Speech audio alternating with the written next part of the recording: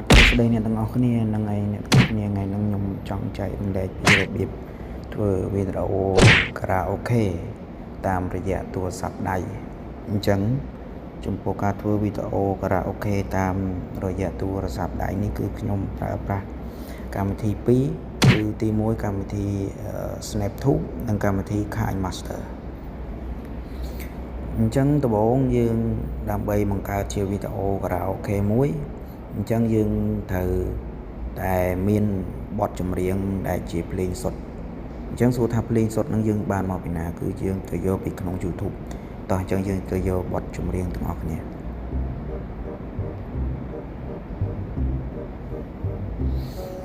នឹងឲ្យអ្នកនរគ្នាចូលមកដល់កន្លែងនេះយើងគ្រាន់តែចុចកន្លែង search នឹងមកហើយយើងត្រូវវាយពាក្យភ្លេងសុទ្ធឬក៏បទណាក៏ដោយដែលអ្នកទាំងអស់គ្នាចង់ធ្វើជាវីដេអូខារ៉ាអូខេអញ្ចឹងអ្នកទាំងអស់គ្នាវាយឈ្មោះនឹងមកអញ្ចឹងចំពោះខ្ញុំជ្រើសរើសយកបទព្រៃឯងអស់សង្ឃឹម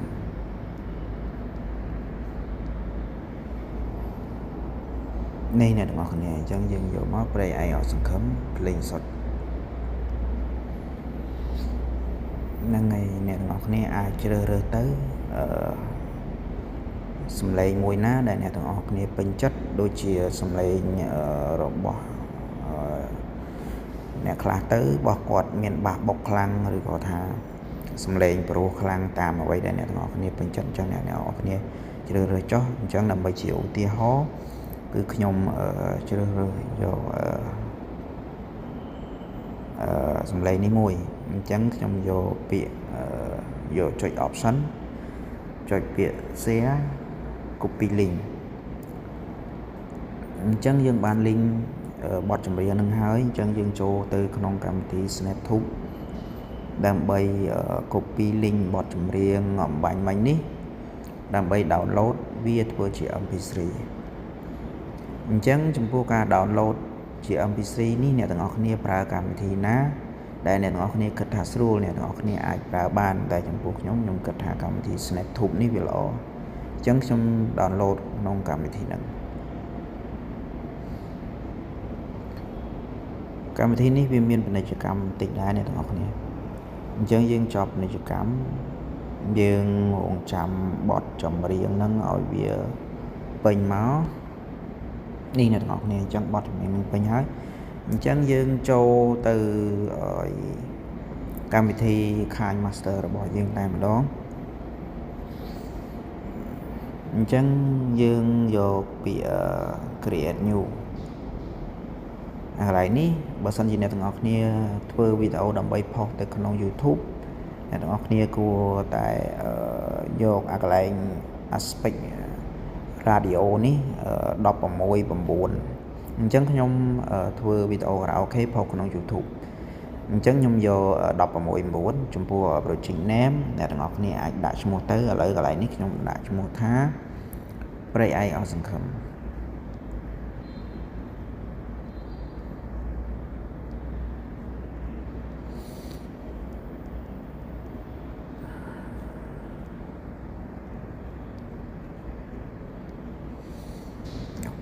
អញ្ចឹងអ្នកទាំងអស់គ្នាចូលពាក្យ create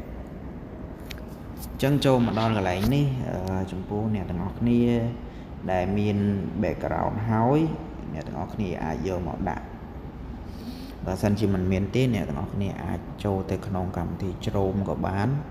ឬក៏កម្មវិធី browser មួយណាក៏បានដែលអ្នកទាំងអស់គ្នាអាចទាញយករូបភាព background បានអញ្ចឹងចំពោះរូបភាព background ខ្ញុំមានហើយអញ្ចឹងខ្ញុំចូលកន្លែង downloadខ្ញុំចូលរូបភាពដែលខ្ញុំចង់ដាក់ធ្វើជា background ខ្ញុំយករូបនេះចុះអូខេអញ្ចឹងយើងទាញវាបន្តិចអញ្ចឹងសិនមកអញ្ចឹងយើង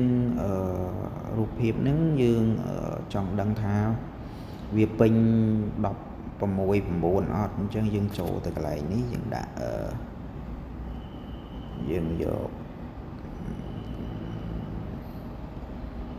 ក background នេះក៏បានដែរអ្នកនរគ្នាអញ្ចឹងយើងចុចអាកន្លែងនេះមកបើសិនជាវាសល់ជាវានឹងលោតបែបនេះ នឹងឯអ្នកទាំងអស់គ្នាអញ្ចឹងយើងអាចទាញវាដាក់ឲ្យពេញអញ្ចឹងមកនេះអ្នកទាំងអស់គ្នាចូលកន្លែង pan and zoom ហ្នឹងមកអ្នកទាំងអស់គ្នាចុចឲ្យកន្លែង2 tray នេះដើម្បីយើងអាចទាញតែម្ដងគឺទាំងមុនទាំងក្រោយគឺវាស្មើគ្នាទាំងអស់បើសិនជាអ្នកទាំងអស់គ្នាទាញម្ដងមួយអញ្ចឹងរូបភាពវានឹងមានចលនាខុសគ្នាបន្តិចបន្តួចដូចជា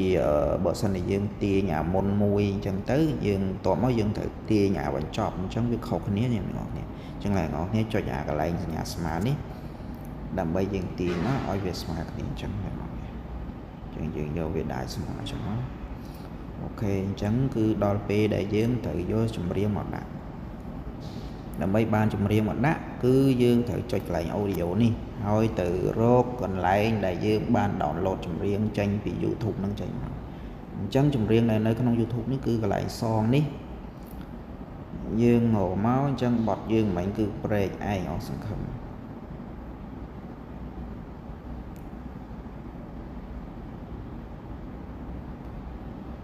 ព្រែកឯងអស់សង្ឃឹមនេះអ្នកទាំងអស់គ្នា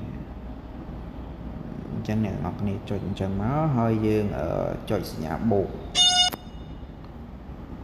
ចុចសញ្ញាបូកហើយអញ្ចឹងយើងអាច play សារយើងអាច play សារ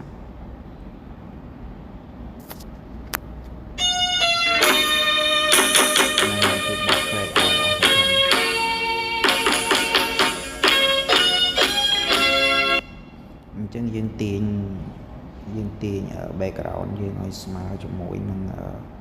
បទចម្រៀងមកហើយចាំយើងតម្រឹមយើងកាត់ឲ្យស្មើអញ្ចឹងមកហ្នឹងហើយចំពោះកន្លែងហ្នឹងដែរខ្ញុំនឹងប្រាប់អ្នកទាំងអស់គ្នាថាយើងគួរតែមានដាក់ជាចំណងជើងឲ្យមានចលនារត់ចូលអានេះគឺជាអ្វីដែលពាក់ព័ន្ធជាមួយនឹងគំនិតច្នៃប្រឌិតរបស់អ្នកទាំងអស់គ្នាយើងធ្វើម៉េចឲ្យវីដេអូយើងតាក់ទាញអញ្ចឹងអ្នកទាំងអស់គ្នាអញ្ចឹងកន្លែងនេះអ្នកទាំងអស់គ្នាគួរតែមានចំណងជើងឬក៏អ្នកទាំងអស់គ្នាអាចគួរតែមានដាក់ជា logo របស់ channel YouTube របស់អ្នកទាំងអស់គ្នាអញ្ចឹងកន្លែងហ្នឹង channel YouTube របស់ខ្ញុំក៏មានអញ្ចឹងខ្ញុំត្រូវការដាក់ចំណងជើងអញ្ចឹងកន្លែងនេះយើងចូលកន្លែង layer ហ្នឹងមកយើងរកកន្លែង text នេះមកអញ្ចឹងកន្លែងនេះយើងដាក់ចំណងជើងបទចម្រៀងគឺបទព្រែកឯងព្រែកឯងអស់សង្ឃឹម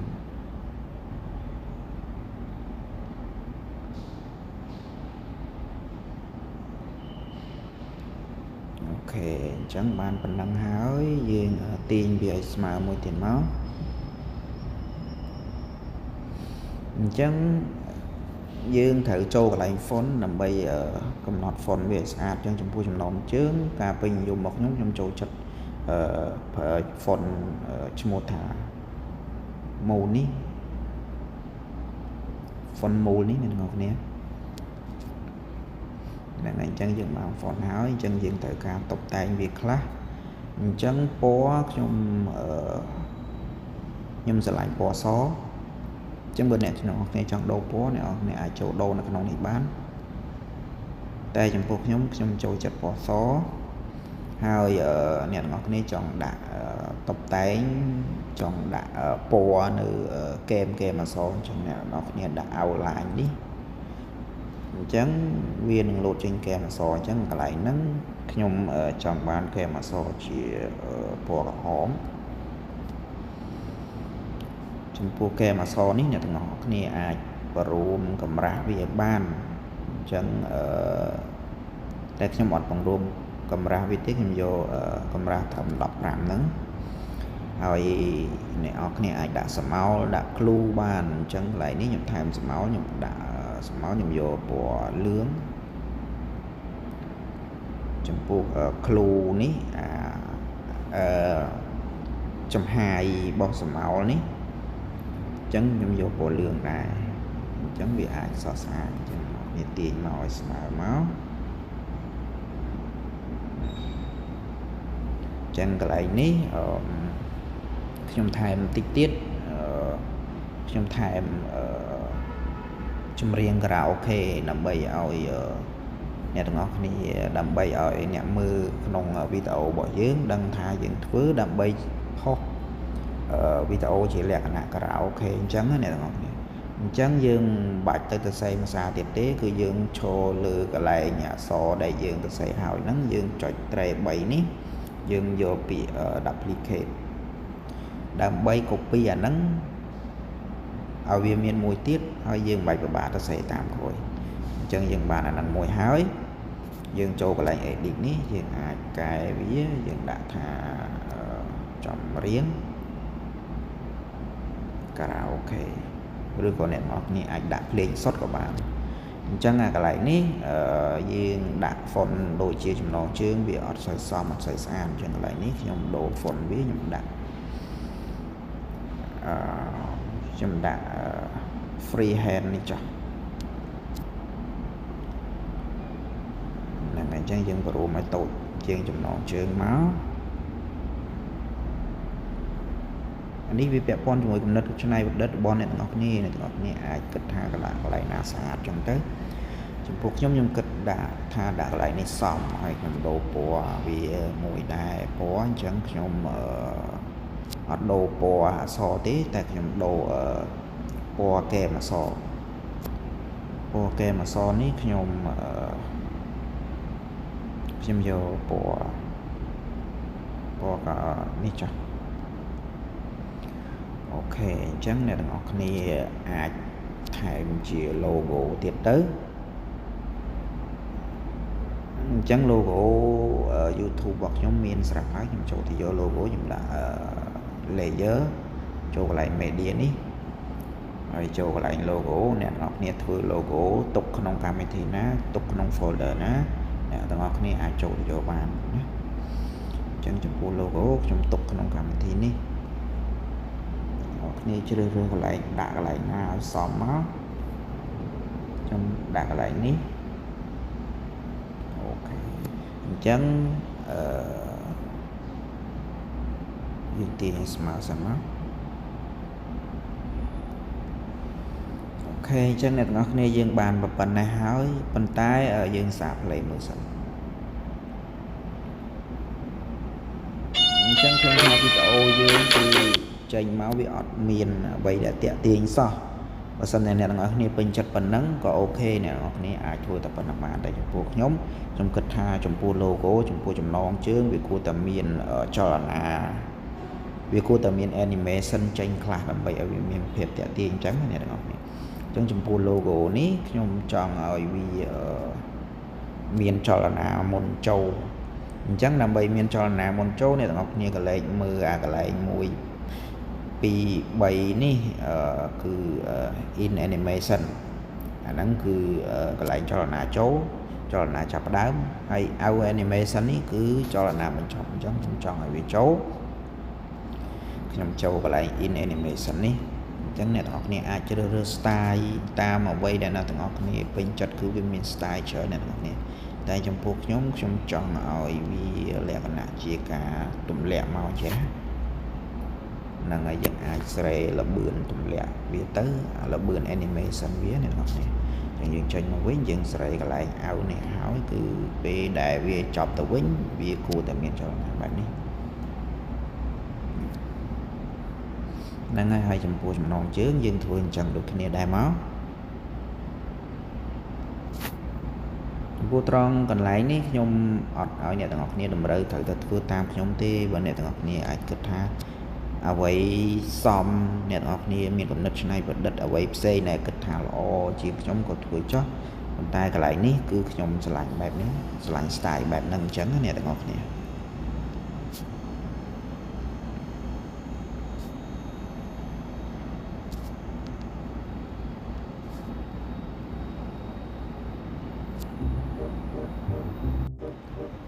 បាទហ្នឹងហើយបងប្អូនទាំងអស់គ្នាចំពោះវីដេអូពាក់ព័ន្ធជាមួយនឹងការធ្វើចម្រៀងវីដេអូខារ៉ាអូខេមេរៀនទី1គឺសូមបញ្ចប់តែត្រឹមប៉ុណ្ណឹងបើសិនជាបងប្អូនចង់ទស្សនាមេរៀនទី2បងប្អូនកុំភ្លេចចុច Subscribe Channel YouTube ដើម្បីតាមដាននៅមេរៀនទី2អំពីចំណេះដឹងរបៀបធ្វើវីដេអូជាខារ៉ាអូខេដោយខ្លួនឯងដើម្បីផុសក្នុង Channel YouTube ដើម្បីរកលុយអញ្ចឹងណាបងប្អូនហ្នឹងហើយអញ្ចឹងសូមជួបគ្នានៅវីដេអូមេរៀនទី2សូមអរគុណច្រើនបងប្អូន